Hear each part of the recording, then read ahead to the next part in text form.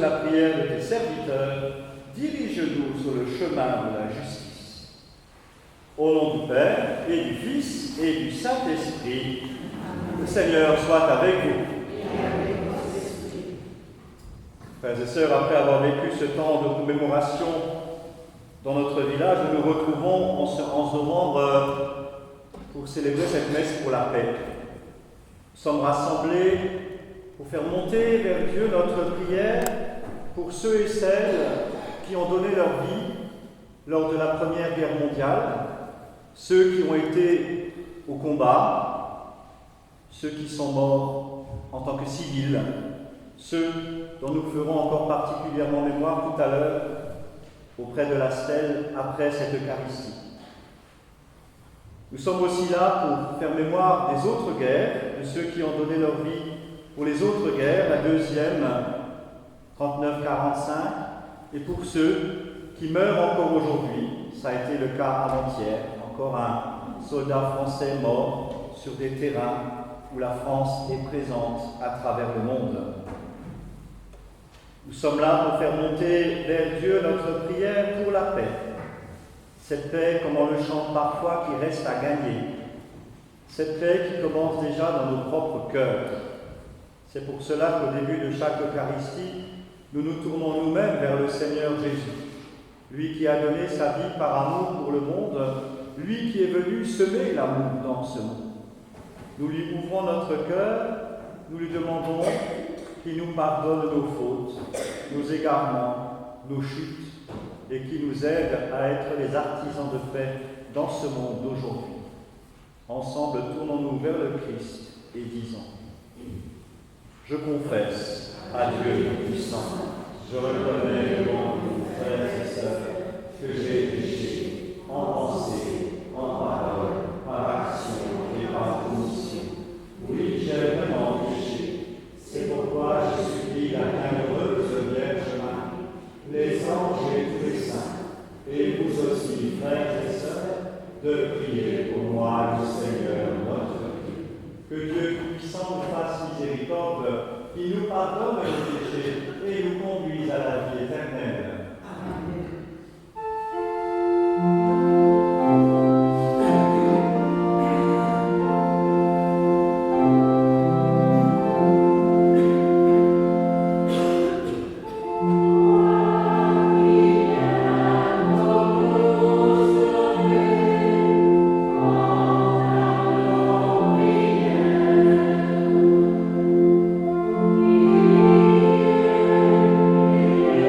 So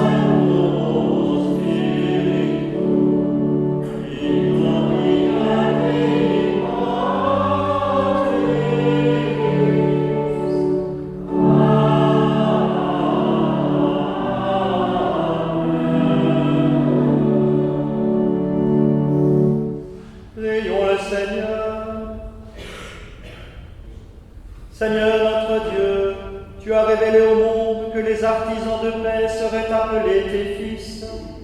Aide-nous à rechercher toujours cette justice, qui seule peut garantir une paix solide et véritable.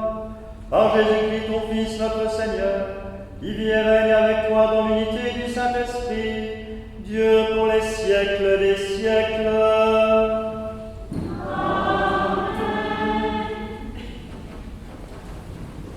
Lecture de la lettre de Saint Paul apôtre aux Colossiens.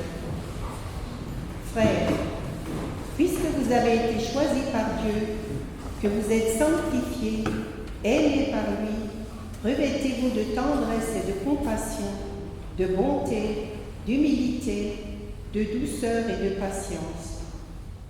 Supportez-vous les uns les autres et pardonnez-vous mutuellement si vous avez des reproches à vous faire. Le Seigneur vous a pardonné, faites de même.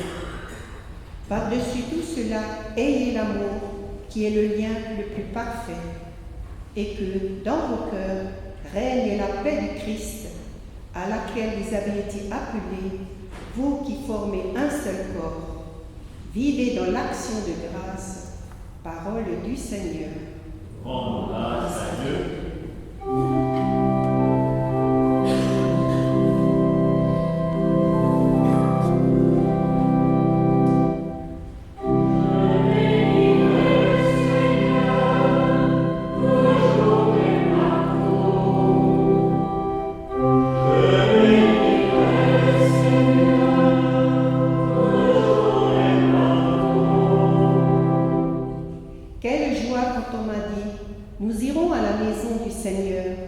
Maintenant notre marche prend fin devant tes portes, Jérusalem.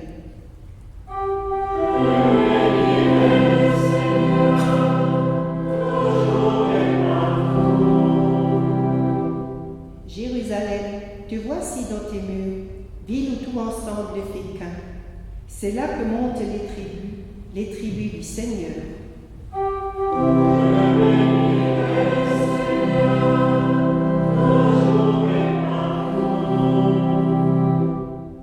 C'est là qu'Israël doit rendre grâce au nom du Seigneur. C'est là le siège du roi, le siège de la maison de David.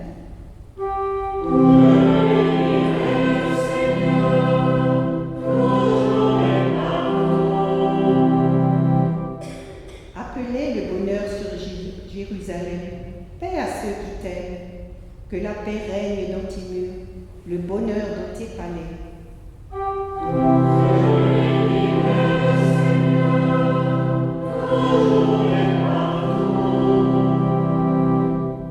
À cause de mes frères et de mes proches, je dirai, paix sur toi. À cause de la maison du Seigneur notre Dieu, je désire ton bien.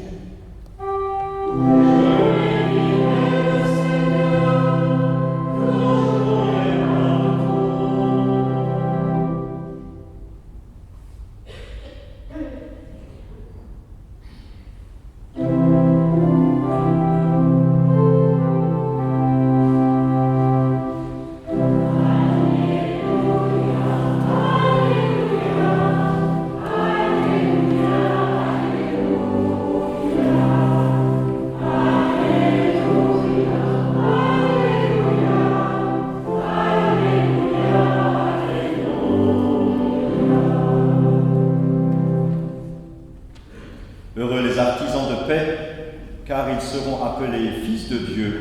Alléluia.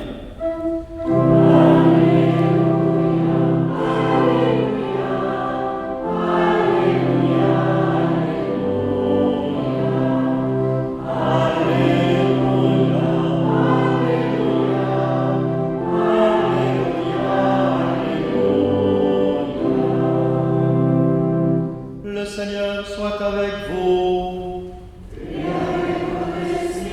Évangile de Jésus-Christ selon saint Matthieu. Gloire à toi, Seigneur. En ce temps-là, voyant les foules, Jésus gravit la montagne. Il s'assit, et ses disciples s'approchèrent de lui. Alors, ouvrant la bouche, il les enseignait. Il disait : Heureux les pauvres de cœur, car le royaume des cieux est à eux. Heureux ceux qui pleurent, ils seront consolés. Heureux les doux, car ils recevront la terre en héritage.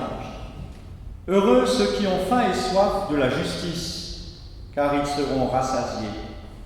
Heureux les miséricordieux, car ils obtiendront miséricorde. Heureux les cœurs purs, car ils verront Dieu. Heureux les artisans de paix, car ils seront appelés fils de Dieu. Heureux ceux qui sont persécutés pour la justice, car le royaume des cieux est à eux. Heureux êtes-vous si l'on vous insulte, si l'on vous persécute, et si l'on dit faussement toutes sortes de mal contre vous à cause de moi. Réjouissez-vous, soyez dans l'allégresse, car votre récompense est grande dans les cieux. Acclamons la parole de Dieu. Louange à toi, Seigneur Jésus.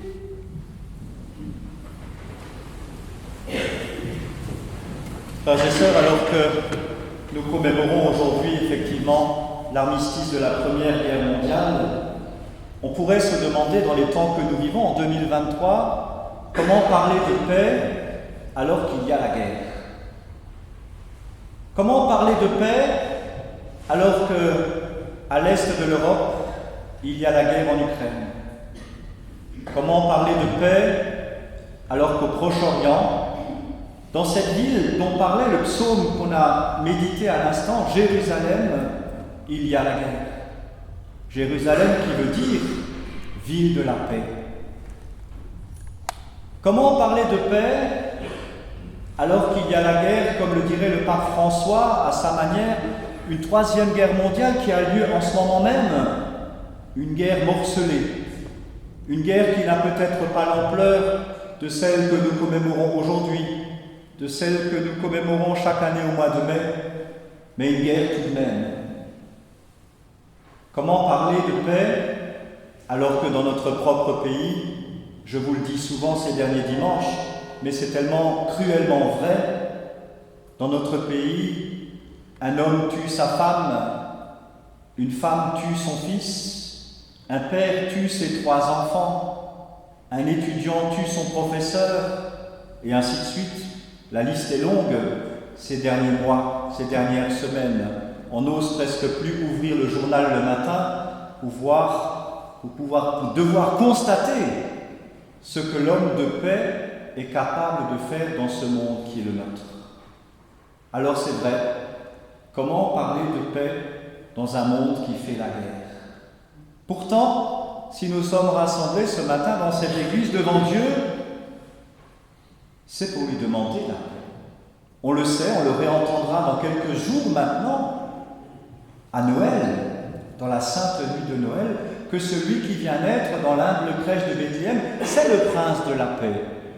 Et c'est pas pour rien qu'il vient naître tout proche de Jérusalem, la ville de la paix.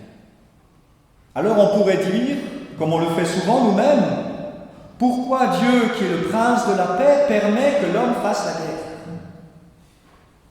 Pourquoi Dieu, qui est le prince de la paix, permet-il à l'homme de s'entretuer? Pourquoi Dieu, qui est le prince de la paix, permet-il que des pays entiers se fassent la guerre?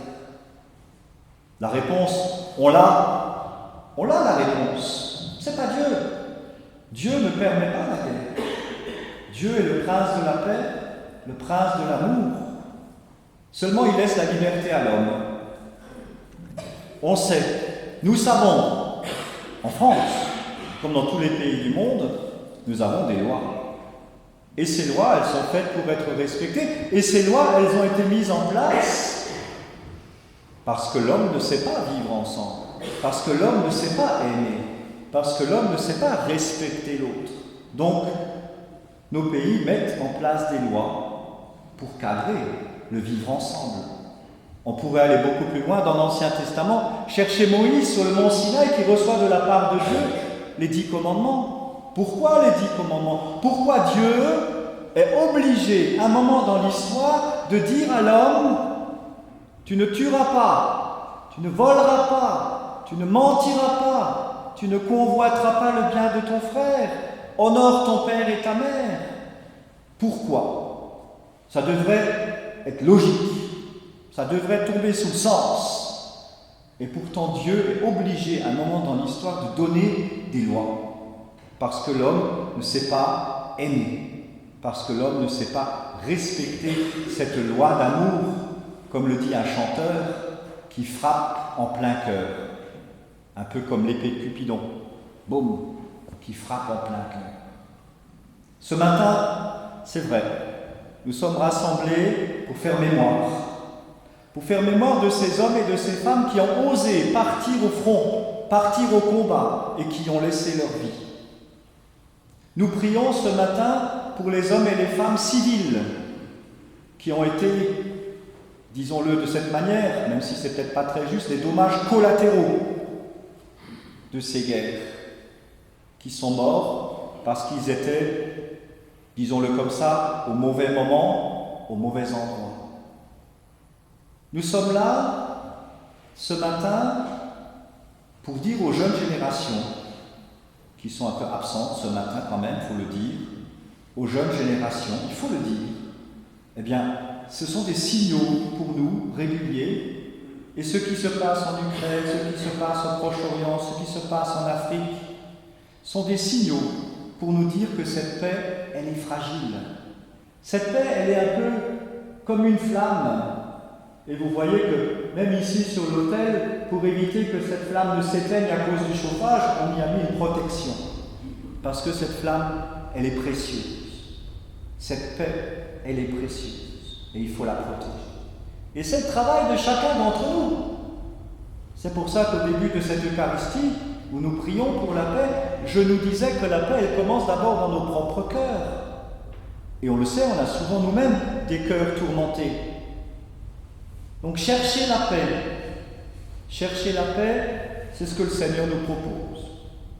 Et peut-être que si ce monde est tellement difficile aujourd'hui, si ce monde est tellement perturbé aujourd'hui, c'est peut-être aussi parce qu'il a mis de côté le prince de la paix. Et que peut-être, même si de nos jours, de plus en plus, et c'est loin d'être terminé, nos églises se vident, les hommes et les femmes de France croient de moins en moins, prient de moins en moins, se tournent de moins en moins vers Dieu, eh bien il est urgent, justement, de changer le sablier, de tourner le sablier, de tourner notre manière d'être et de penser, et de se rendre compte que ce Dieu en qui j'ai mis ma foi, depuis le jour de mon baptême, il reste un élément phare de la paix. Il reste un élément phare de l'amour. Il reste un élément phare du vivre ensemble. Les béatitudes qu'on vient de réentendre, ce magnifique discours de Jésus, nous le montrent. À travers certainement une béatitude qui résonne particulièrement pour nous aujourd'hui, heureux les artisans de paix, car ils seront appelés fils de Dieu. Nous le savons, mais c'est toujours bien de le dire, être artisan de paix, ça commence par soi-même, dans nos familles, sur nos lieux de travail, dans les associations dont nous sommes membres, dans nos villages, dans nos pays, dans le monde. Ça grandit. Et chacun d'entre nous est une petite pierre, un grain de sable dans ce terrain à labourer, où on va sortir ce qui reste encore des obus, des balles, de tout ce qui est tombé entre 14, 18, 39, 45 et autres, et qui est encore sous terre. Labourer ce champ pour sortir tout cela, et y semer la paix, y semer l'amour. C'est le travail qui est le nôtre aujourd'hui. C'est le travail de nos jeunes générations. C'est le travail des générations à venir. Comment parler de paix dans ce monde qui fait la guerre? Eh bien, c'est tout simple. Soyons-nous maintenant, aujourd'hui, ces semeurs de paix, ces semeurs d'amour, ces semeurs d'espérance que le Seigneur veut pour nous, que le Seigneur veut pour ce monde, en n'ayant pas peur d'aller au front d'une certaine manière. Le front qui est le nôtre aujourd'hui, et le premier front qui est le nôtre aujourd'hui, c'est mon prochain, c'est mon frère, ma sœur, mon copain, mon voisin, mon ami, à qui je dois oser dire, ce Dieu que tu as peut-être quitté, ce Dieu en lequel tu ne crois peut-être plus, ce Dieu auquel tu ne pries plus, eh bien peut-être qu'aujourd'hui il est temps de te retourner vers lui. et d'aller chercher cette puissance nécessaire pour être cet artisan de paix aujourd'hui, pour que nous puissions inverser la tendance et qu'il n'y ait plus la guerre, mais qu'il y ait la paix. Amen.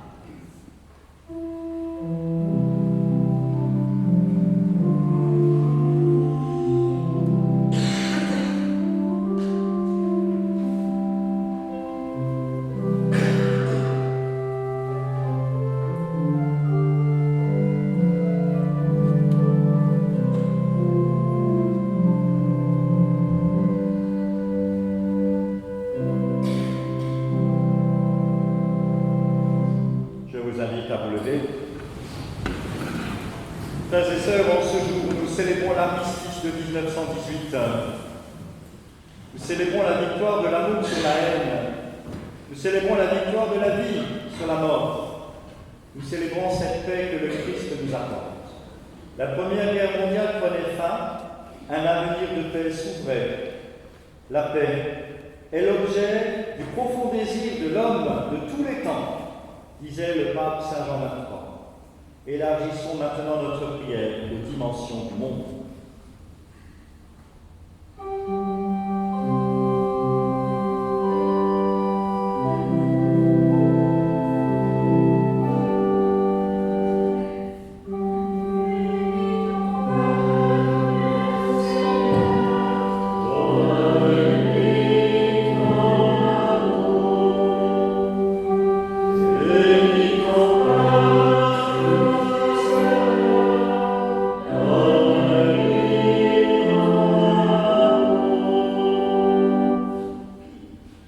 Seigneur, nous te rendons grâce pour la paix, certes fragile, que vivent entre eux les peuples autour de nous. Et nous te prions pour l'Ukraine, le Proche-Orient et les pays qui connaissent la guerre et les conflits, souvent dans l'indifférence du monde. Dieu de miséricorde, apprends-nous les chemins de la fraternité et de la paix.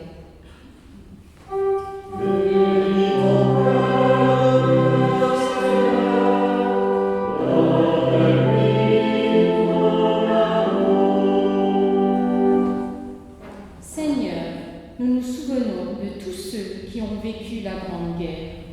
Nous te rendons grâce pour les hommes et les femmes de notre pays qui, au service de la paix, risquent aujourd'hui leur vie pour nos concitoyens.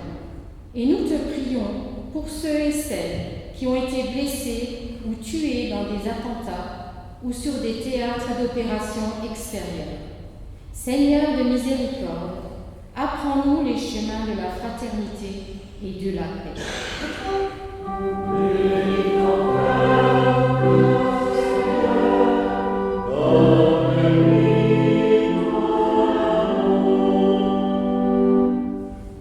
Seigneur, nous te rendons grâce pour tous ceux qui, au nom de leur foi, sont soucieux de la dignité de l'homme. Ils sont artisans de paix dans leur famille, leur travail, leur commune, au sein d'associations. Et nous te prions pour ceux qui sont victimes d'injustice, de mépris, de misère, de violence. Tout particulièrement pour les réfugiés, les exilés. Dieu de miséricorde, apprends-nous les chemins de la fraternité et de la paix.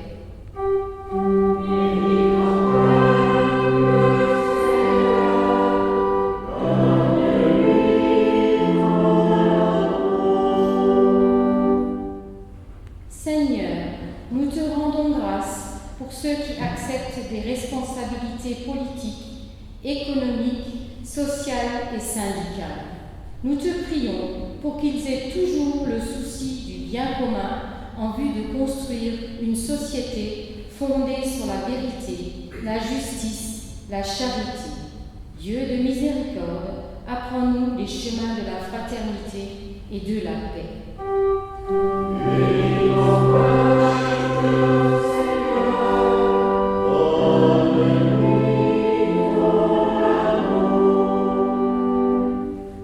Seigneur, nous te rendons grâce pour les communautés chrétiennes qui se réunissent à travers le monde en ce 11 novembre. Elles sont à l'écoute de ta parole et partagent ton corps. Et nous te prions pour qu'elles accueillent ta paix et en soient les témoins dans tous les pays où elles vivent. Dieu de miséricorde, apprends-nous les chemins de la fraternité et de la paix.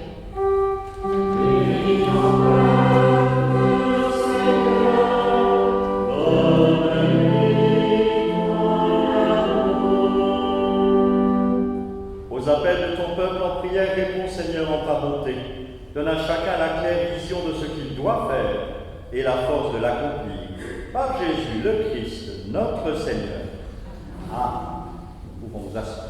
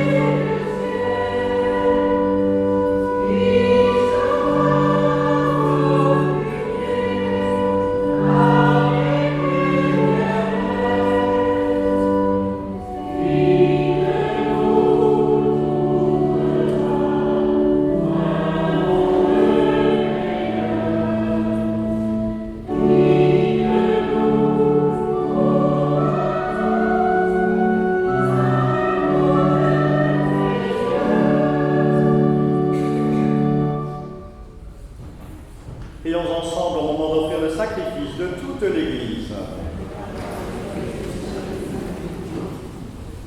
Nous célébrons, Seigneur, sous le signe des sacrements, le sacrifice du salut offert par ton Fils, le roi de la paix. Nous t'en prions, puisque cette offrande est signe de paix et d'unité, qu'elle contribue à raffermir la concorde entre tous tes fils, par Jésus le Christ notre Seigneur. Le Seigneur soit avec vous, et le bon notre cœur. Rendons grâce au Seigneur notre Dieu. Vraiment, il est juste et bon pour ta gloire et notre salut, de t'offrir notre action de grâce toujours et en tout lieu.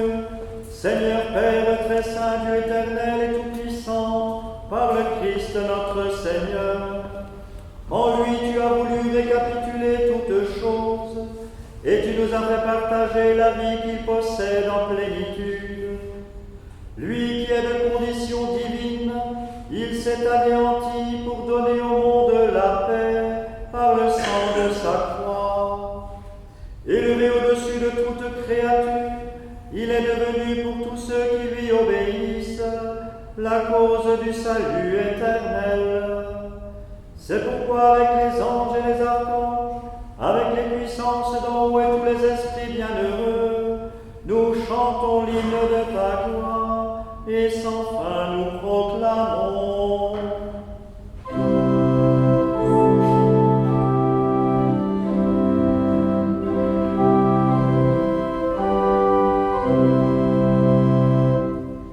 Saint, Saint, Seigneur,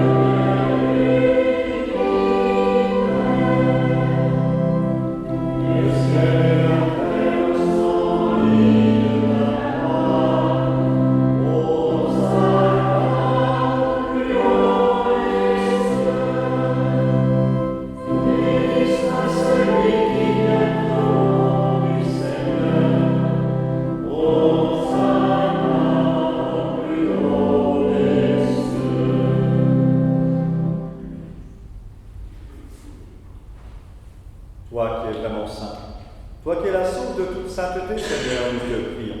Sanctifie ces offrandes en répandant sur elles ton esprit, qu'elles deviennent pour nous le corps et le sang de ton Fils, Jésus-Christ notre Seigneur, qui nous a dit de célébrer ce mystère.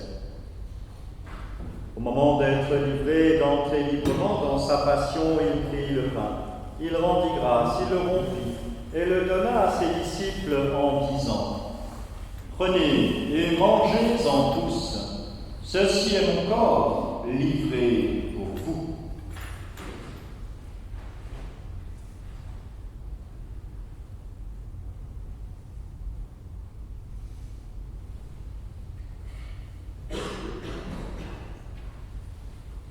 De même, après le repas, il prit la coupe.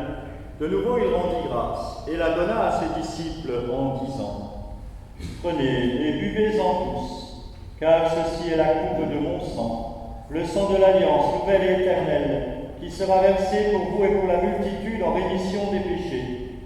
Vous ferez cela en mémoire de moi.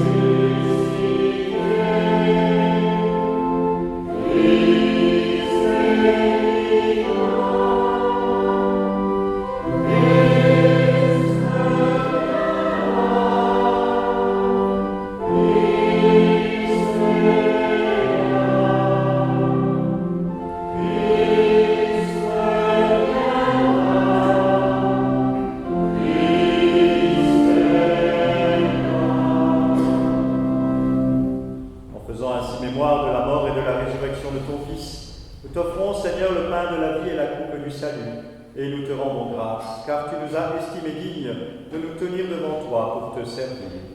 Humblement, nous te demandons qu'en ayant part au corps et au sang du Christ, nous soyons rassemblés par l'Esprit Saint en un seul corps. Souviens-toi, Seigneur, de ton Église répandue à travers le monde. Fais-la grandir dans ta charité en union avec notre pape François, notre évêque Philippe et tous les évêques, les prêtres et les diacres. Souviens-toi aussi de nos frères et sœurs qui se sont endormis dans l'espérance de la résurrection. Et souviens-toi dans ta miséricorde de tous les défunts, accueille-les dans la lumière de ton visage. Confions au Seigneur, ce matin particulièrement, les défunts civils et militaires de nos différents villages qui ont donné leur vie lors de la Première Guerre mondiale. Sur nous tous, enfin, nous implorons, Seigneur, ta bonté. Permets qu'avec la Vierge Marie, la bienheureuse Mère de Dieu, avec Saint Joseph son époux, avec les apôtres, Saint Martin, Saint Laurent, Saint Ulrich, Saint Étienne, Sainte Thérèse de Lisieux et tous les saints qui ont fait ta joie au long des âges, nous ayons part à la vie éternelle et que nous chantions ta louange et ta gloire par ton Fils, Jésus, le Christ. Par lui, avec lui et en lui, à toi, Dieu le Père Tout-Puissant, dans l'unité du Saint-Esprit, tout honneur et toute gloire, pour les siècles des siècles.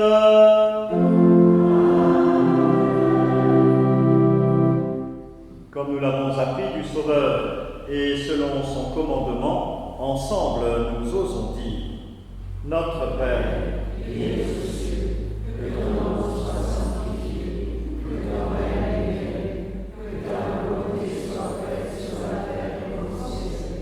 Donne-nous aujourd'hui notre pain de ce jour. Pardonne-nous nos offenses, comme nous pardonnons aussi à ceux qui nous ont offensés. Et ne nous laisse pas entrer en tentation, mais délivre-nous. Délivre-nous de tout mal, Seigneur, et donne la paix à notre temps. Soutenus par ta miséricorde, nous serons libérés de tout péché, à l'abri de toute épreuve. Nous qui attendons que se réalise cette bienheureuse espérance, l'avènement de Jésus-Christ, notre Sauveur.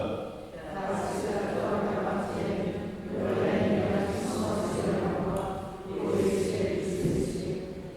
Seigneur Jésus-Christ, tu as dit à tes apôtres, je vous laisse la paix, je vous donne ma paix. Ne regarde pas nos péchés, mais la foi de ton Église, pour que ta volonté s'accomplisse. Donne-lui toujours cette paix et conduis-la vers l'unité parfaite, toi qui viens règne pour les siècles des siècles. Amen. Que la paix du Seigneur soit toujours avec vous.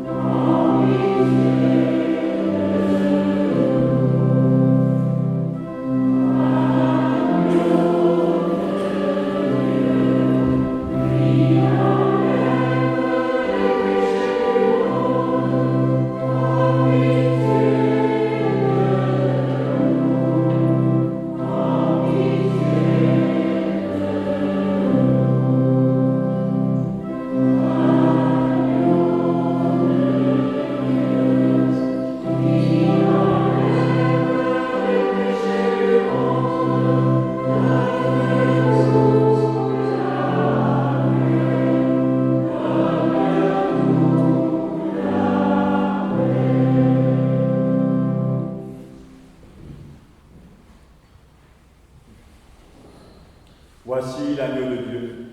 Voici celui qui enlève les péchés du monde. Heureux les invités au repas des noces de l'agneau. Seigneur, je ne suis pas digne de te recevoir, mais dis seulement une parole et je serai. Corps de Christ.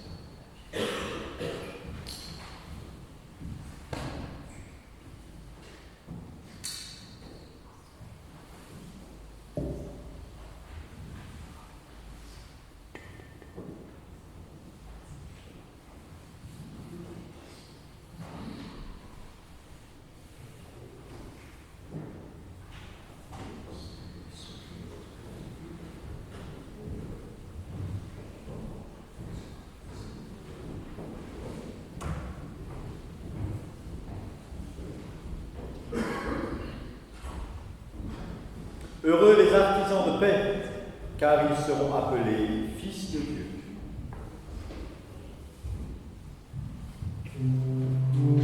Nom du Christ. Amen.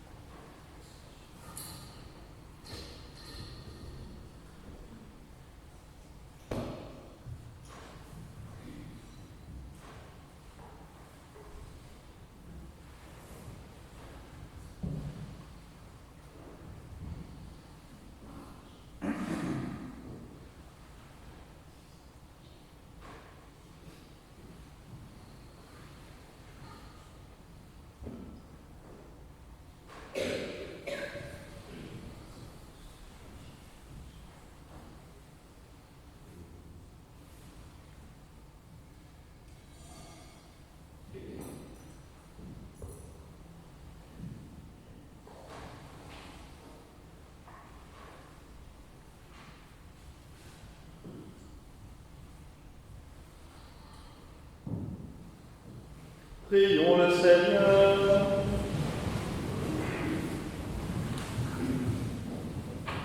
Inspire-nous, Seigneur, toujours plus de charité, afin que, nourris par le corps et le sang de ton Fils unique, nous fassions fructifier entre tous la paix qu'il a lui-même laissée, lui qui vit et règne pour les siècles des siècles.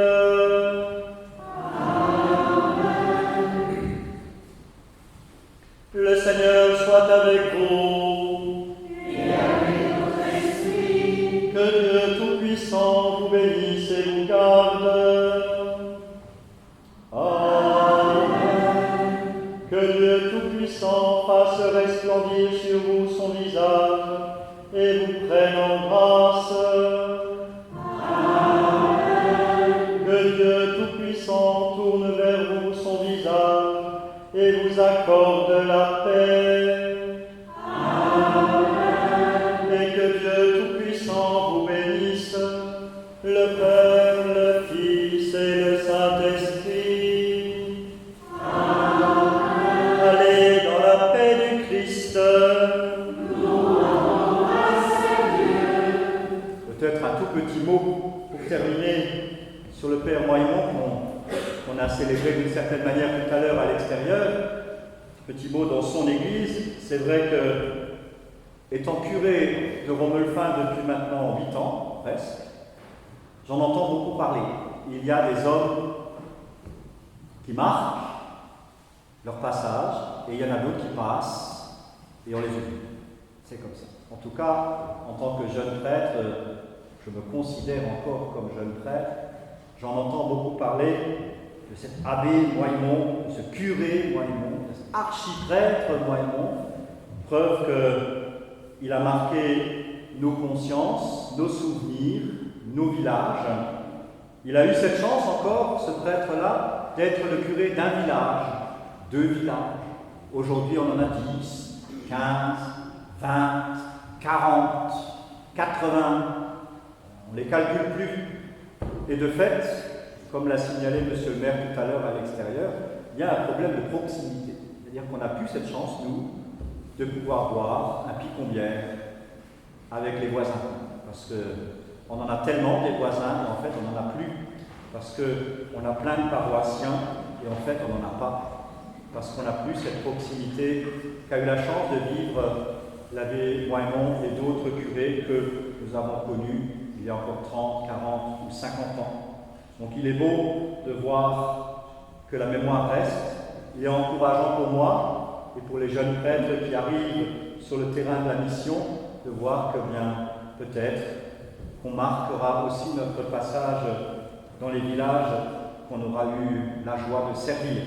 Donc gardons la mémoire de ce prêtre et de tous ceux que nous avons connus, appréciés plus ou moins, mais qui ont œuvré dans tous nos villages. Et nous nous retrouvons maintenant, dans quelques instants, je pense, au monument, enfin d'abord ici au monument mort, je pense, et ensuite à la stèle. Belle célébration à tous. Terminons par le chant. Amen.